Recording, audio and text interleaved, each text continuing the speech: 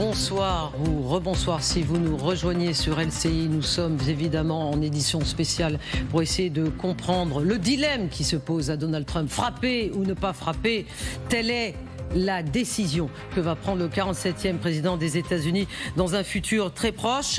Et on va essayer de disséquer avec d'ailleurs Nicolas Conquer qui est avec nous ce soir.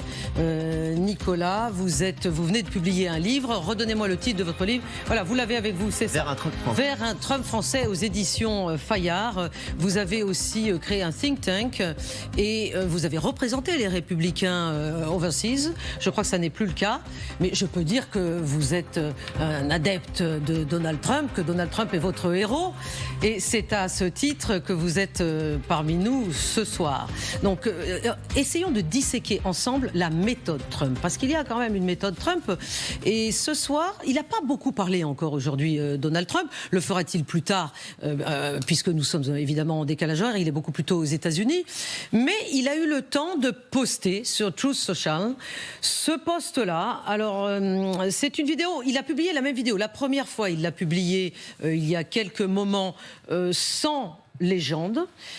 Et puis, je pense qu'il avait dû oublier de mettre la légende, donc il a republié la même vidéo, qui est une vidéo d'embouteillage dans le centre de Téhéran, avec cette légende. Alors, ce n'est pas moi qui parle, c'est Donald Trump, je le dis parce que voici le verbatim. Les gardiens de la Révolution sont en train de paniquer. Il se chie dessus. Voilà, c'est le langage de Donald Trump. Acculé pour obtenir un accord, Nicolas Conquer, et agir s'il n'y a pas d'accord, c'est bien cela qu'est en train d'essayer de faire Donald Trump. Alors on l'a vu, on a l'occasion d'en parler dernièrement, que Donald Trump privilégier toujours cette voie de la diplomatie et de pouvoir obtenir un deal, même si derrière il est cherché à montrer un déploiement d'une forte armada, une immense flottille encore plus importante que ce qui est. Oui, il l'a bien dit, répété. Ce qui a été déployé au Venezuela, c'est rien par rapport à ce qui est en train de se déployer autour du détroit d'Ormuz et dans le golfe arabo-persique. Acceptez, Nicolas Conquer, ma question, enfin ma perplexité, parce que effectivement, dire qu'on veut dialoguer, dire et le répéter, et vous-même le répétez en parlant de Donald Trump, effectivement, et en même temps envoyer ce signal-là, c'est-à-dire une armada pareille, c'est quand même un drôle de signal. Ah non, je pense que là, on n'obtiendra rien à travers des communiqués, des déclarations huileuses. Il faut vraiment être beaucoup plus frontal. Et aujourd'hui, le niveau de massacre du peuple laisse à dire les deux impondérables de Donald Trump qui sont pas de nucléaire, pas de massacre de votre population. Les deux exigences, on vient de les détailler. Avant que vous arriviez. À ces négociations, on voit bien qu'on arrive à un stade où en fait elles sont plus d'actualité. Désormais, c'est clairement la voie militaire. C'est pas une question d'heures, de jours, sans doute de semaines, d'avoir tous les éléments défensifs pour mener à bien ces attaques. C'est évidemment ce qu'on souhaiterait que ça puisse avoir lieu différemment, mais il n'y a aucune discussion possible avec les mots-là à ce stade. Bon, Aurélien Duchesne, sur cette question, cette méthode Trump d'acculer au dialogue et sinon d'agir. Alors, la méthode Trump, c'est la suivante. En 2018, il déchire un accord obtenu de haute main par la négociation notamment de la France. Donc il y avait un accord, on l'avait eu, et Trump l'a déchiré. Sur le nucléaire. Sur le nucléaire iranien, merci de le préciser, et c'est nommé de la situation qu'on connaît. Donc il déchire l'accord qui avait lieu. Il veut retrouver un nouvel accord en mettant la pression. Et sur l'autre aspect, vous évoquiez de la méthode Trump. Vous avez évoqué le cas des vies humaines en Iran. La méthode Trump, c'est aussi, début janvier, de dire qu'il va aider la rébellion iranienne en incitant les gens à aller dans la rue, de les laisser se faire massacrer. On parle de 30 000 morts. Le pire massacre en une semaine depuis 40 ans s'agissant de répression politique. Et Trump les a laissés crever. Voilà. Oui, Sophia Maras, sur ce point précis de la méthode Trump, qui est effectivement de dire... Parce qu'il l'a dit, ça, il l'a dit et répété, on l'a commenté sur LCI bien évidemment, qu'il comptait aider la population iranienne et ne pas le faire. Jusqu'à présent. Jusqu'à présent. Il a demandé de prendre les noms de ceux qui les massacraient, de rester dans les rues, de tenir les places publiques. Tout ça, on l'a dit. Et aujourd'hui, ce qui est frappant, c'est que non seulement sauver les populations iraniennes massacrées par ce régime ne figure plus sur la liste des priorités de Trump, et ensuite, depuis le temps où il leur a promis de l'aide, ils ont eu le temps de se faire massacrer 10 fois, et ensuite, en fait, on peut comprendre le brouillard de la guerre. on peut le comprendre. Lorsque les objectifs l'ambiguïté stratégique, oui, le on ne flou vous donne pas la volontaire. date, on ne parle pas de ma très très grande armada, mes très très grands bateaux, mes très très grands avions. Tout ça, c'est un peu ridicule. On a l'impression d'être dans une cour d'école et de dire moi, mon pistolet en plastique est plus grand que le tien. Aujourd'hui, ce qui manque aujourd'hui clairement, c'est de dire on ne négocie plus, messieurs les mollahs, on arrive et de ne pas donner l'heure, de ne pas dire comment ça va se passer. Mais c'est un peu ce qui s'est produit l'été dernier. Alors, attendez, justement, la position à tenir. Détaillons cette fameuse méthode Trump pour que tout le monde comprenne. Donc, comment fait Trump ? D'abord, il force à un accord, enfin c'est son but, aux conditions américaines. C'est ce qu'il souhaiterait. Il souhaiterait obtenir cet accord via des pressions maximales, Gallagher, c'est-à-dire des sanctions, de la diplomatie, effectivement, et des sanctions supplémentaires sur la flotte fantôme. Mais et également des pressions psychologiques. Les pressions psychologiques, c'est ce qui est arrivé dans les jours derniers, la première armada, la deuxième armada, etc., l'envoi du Lincoln, les exercices militaires annoncés, etc., etc. Bon, mais si ça ne marche pas, eh bien, il y aura la frappe. On ne sait pas. Moi, je pense qu'il s'y est condamné, mais lui-même dit, c'est la formule sibylline qu'il aime utiliser, oui. Vous verrez bien. Voilà. Et d'ailleurs, ce jour à Fox News, il accorde un entretien en disant qu'il ne va certainement pas dire aux voisins et alliés des États-Unis dans la région ce qu'il compte faire, pas plus qu'il ne le dira à la journaliste qui l'interroge à. Bon, ça, la journaliste sujet. Peut comprendre. Hein. Si les politiques disaient tout, journaliste, ça se ferait. Vous pouvez parfois utiliser la presse pour annoncer certaines choses. Non, mais pas des choses militaires. Le contraire, oui. Ça s'est vu par le passé. Mais non, en réalité, je pense qu'il y a énormément d'hésitation parce que le calcul est extrêmement compliqué et à bien des égards pour ce président des États-Unis. C'est-à-dire qu'au vu de la quantité de moyens militaires, humains accumulés, il y a une obligation de production. Et par ailleurs, dans ce qui est produit, il faut qu'il y ait une proportion entre la quantité engagée et le résultat obtenu. C'est-à-dire que la ficelle qui consiste à dire « moi j'ai, grâce à ma pression, 837 personnes ont été graciées », ce qui est parfaitement invérifiable. De pendaison. Vous pouvez le faire une fois, ça ne remarchera pas cette fois-ci. Entre parenthèses, il n'y a plus de manifestation, malheureusement en Iran, depuis le 12 ou le 13 janvier dernier. Oui, c'est une démonstration de force quand même à laquelle nous avons droit, Général Richoux.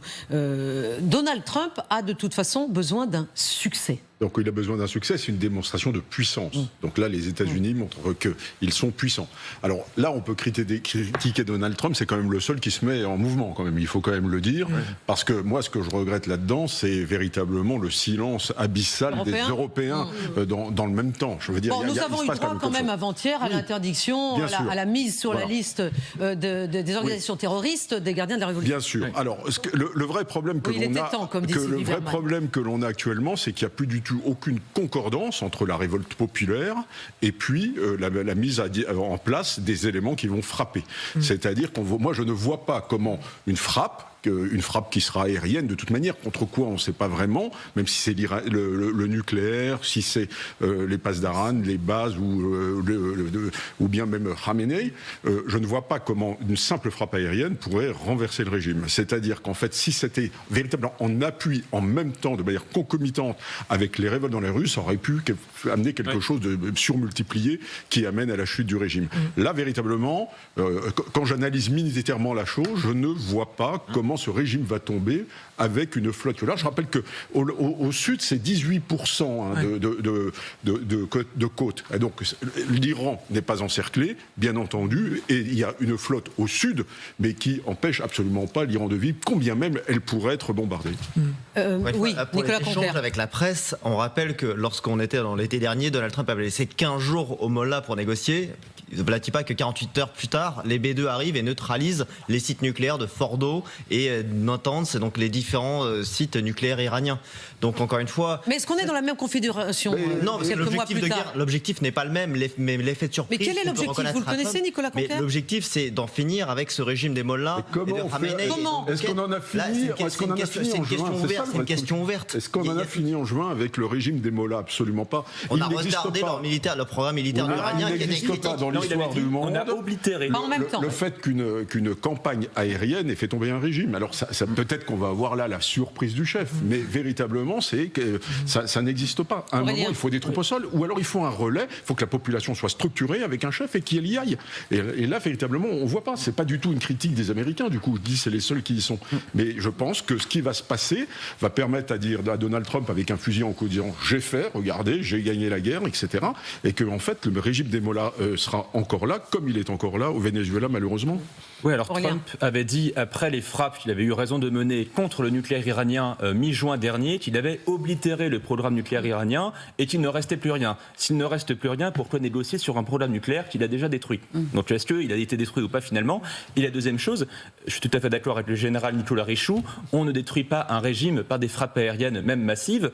Et dans ce cas, si l'objectif était, et il est légitime, de renverser le régime, pourquoi ne pas l'avoir fait quand des milliers d'Iraniens étaient tués chaque jour? Ah bah ça je peux répondre, c'est simplement parce que les forces n'étaient pas là. Pas en même temps. À un moment donné, quand on vient du Pacifique, une flotte aéronavale fait à peu près 1000 km par jour. Donc il faut 15 jours pour arriver, point. Ça c'est mathématique. Il faut commencer les opérations. Sylvie Berman et Nicolas Conquer. Non seulement les troupes n'étaient pas là, mais en même temps Israël n'était pas encore prêt et les bases américaines dans le Golfe n'étaient pas protégées. Et il a eu beaucoup de contacts. Il a fallu du temps pour que tout le monde se prépare. Qui l'ont dissuadé de le faire maintenant. Enfin maintenant, au moment où il y avait les manifestations. Nicolas Conquer sur ces deux points. Mais bien évidemment, c'est l'acheminement de ces différents bâtiments de guerre qui font des relais défensifs qui vont être nécessaires à obtenir ces objectifs qui peuvent être pas uniquement la chute d'un régime, mais également les appuis d'Israël qui seront déterminants pour pouvoir mener à bien cette opération. Donc vous avez l'impression, Nicolas Conquer, que Donald Trump navigue, si je puis oser dire ça, tout à fait avec aisance et intelligence dans ce game, dans cette situation de ce soir. Il y a un régime qui est en place depuis 1979 qui a trop longtemps oppressé son peuple, une situation économique qui est catastrophique, qui sont en train d'imprimer de la monnaie, à ne plus savoir qu'en faire. Donc, on est vraiment dans une situation où un régime est exsangue et on se portera mieux quand le régime des mollahs, on s'en sera débarrassé, et notamment ces relais qui sont auprès de la Russie et notamment la capacité. D'accord, mais enfin on n'a aucune garantie que Donald Trump va le faire et qu'il va réussir à le faire. Bah là, ils sont pas juste en train de faire un exercice, si vous voulez. Là, quand on déplace toute cette armada, c'est donc pas vous juste pensez pour aller faire de la reconnaissance. Les frappes sont imminentes. C'est pas imminent, encore une fois.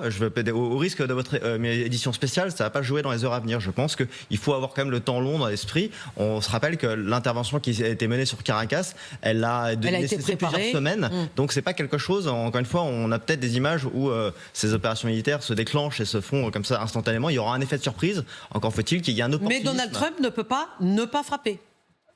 Là, c'est une décision qui lui appartient, c'est le commandant en chef. Mais je pense qu'à ce stade, effectivement, c'est ce à quoi il faut être prêt. Et toute l'armée est. Vous seriez dessus qu'il ne frappe pas? Et pour moi, je pense qu'effectivement, on arrive à un stade où la négociation est hélas plus possible. Julien Lagarde l'a dit de manière assez lucide, il s'est condamné à cela, mais en cela, cette condamnation, elle est salutaire pour l'ensemble du peuple iranien et pour toute la région. Oui, quand on dit qu'il s'est condamné, ça veut dire quand même qu'il y a un petit piège. Oui, qu'il s'est peut-être dressé à lui-même. Vous savez, ce qui est intéressant dans cette situation, c'est qu'on parle de la possibilité d'un changement de régime. Et je sais que les choses vont très très vite avec Donald Trump, mais il y a moins d'un an, son premier déplacement à l'étranger, il le fait à quelques encablures de Téhéran. Il va à Riyad, il va en Arabie Saoudite et il tient un discours qui est fondateur pour le Trumpisme en matière de politique étrangère et particulièrement dans cette région. Il ne va pas en Israël, il va en Arabie Saoudite, il va au Qatar et il va aux Émirats. Et il leur dit quoi? Devant un parterre médusé et qui l'acclame quand il dit ça. Il dit l'ère où les États-Unis viennent vous dire comment vivre et comment organiser et construire une société, c'est terminé. Ouais. Il signe la fin du régime Change et du mouvement néoconservateur, qui aujourd'hui, effectivement, lui souffle dans la nuque que ce serait génial d'aller faire tomber les mollahs et que ça, par un effet domino, permettrait une démocratisation de toute la région. Les Américains, ils ont beaucoup d'expérience dans cette région, dans cette manière. Oui. Vous regardez les courants... et d'expérience assez ratée. Hein. On se souvient quand même de ce qui s'est passé en Irak. Je ne crois pas une seconde qu'ils veuillent du régime Change. C'est tout à fait souhaitable parce que ce régime est sanguinaire et ne mérite que cela. Bon, mais donc nous sommes là pour discuter de comment il peut arriver à autre chose. Mais arrêtons-nous un instant. Juste l'exemple du Venezuela, est-ce qu'il y a fait? Oui, la comparaison avec le Venezuela, on va y venir, même si d'aucuns disent que les situations ne sont pas comparables. Le Venezuela, bien sûr.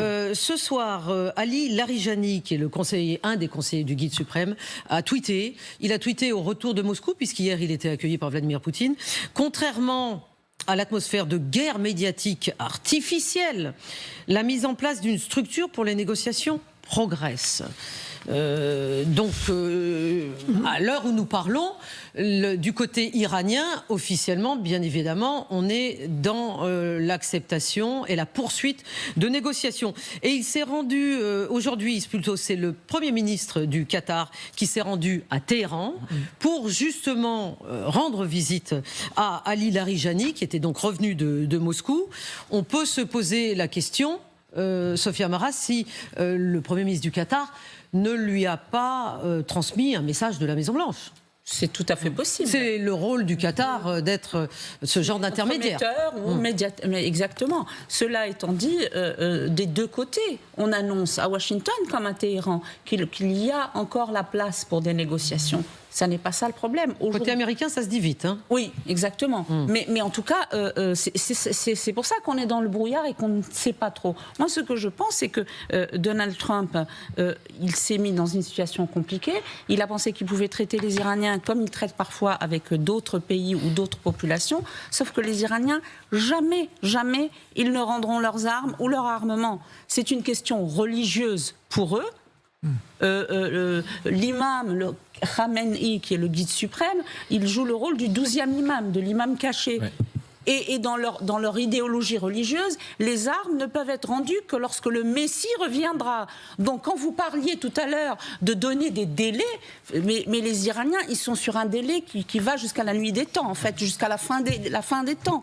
Donc c'est méconnaître l'Iran. Et je pense que Donald Trump a sûrement des conseillers, je ne sais pas s'il les écoute ou s'il les comprend, mais toujours est-il que, aujourd'hui, les Iraniens, c'est eux qui ont inventé le jeu d'échecs. Donc dire, allez, je vous donne 2 semaines après avoir déchiré l'accord du nucléaire, oui. C'est très, très, très, très léger, surtout quand on sait que cette région est un véritable baril de poudre. Donc voilà. Oui, alors, on voit bien que les mollahs, les Khamenei, ce ne sont pas des interlocuteurs rationnels avec qui il y a une possibilité de discussion.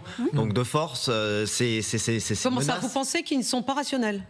C'est-à-dire qu'il n'y a que Donald Trump qui est rationnel et personne d'autre ne l'est. Ils sont très malins. C'est un doux euphémisme. Je vous provoque. Ils sont très malins.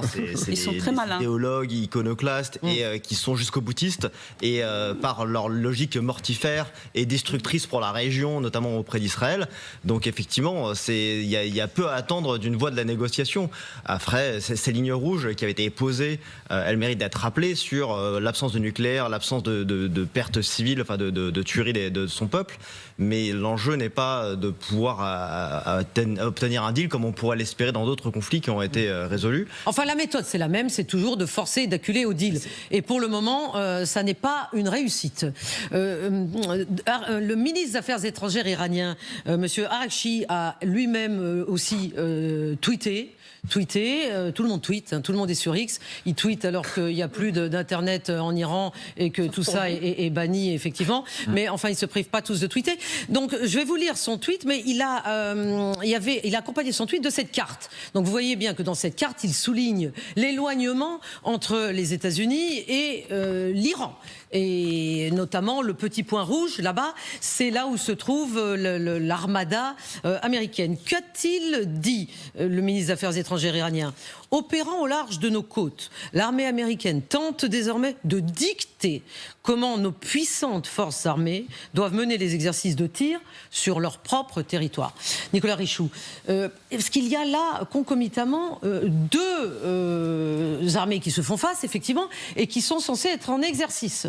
Il y a le côté américain et le côté iranien, puisque les exercices vont commencer demain et pour 2 jours. à tir à balles réelles. Oui, mais bien sûr, mais les exercices, on le sait bien, là, une connotation politique tout à fait évidente. Elle est de montrer qu'on est opérationnel, qu'on a des munitions, qu'on sait s'en servir, et c'est aussi une démonstration de puissance. Donc là, ça n'est pas simplement des exercices pour entraîner la troupe. Ce sont des exercices qui ont une portée politique de nature absolument stratégique, parce que les armées se font face et ils sont obligés de montrer que demain matin, ils sont capables de faire face, même si ils ne pourront pas vraisemblablement. L'armée iranienne, elle est dans un état tel qu'elle ne pourra pas vraisemblablement faire face à l'armée américaine. En revanche, ils ont 2000 missiles. Et ces 2000 missiles, ils peuvent les balancer sur Israël encore, comme ils l'ont déjà fait. Donc ils ont un pouvoir de nuisance tout à fait considérable, plus les vedettes rapides, à peu près 500. Ils peuvent barrer le détroit d'Ormuz et puis bloquer 20% de la circulation du trafic de pétrole mondial. Les Iraniens, regarde, avec ces vedettes-là. Ils en ont 500. Ils agissent en essaim, 33 km de large, ils sont capables de bloquer le détroit d'Ormuz, comme ils l'ont déjà fait pendant la guerre Iran-Irak.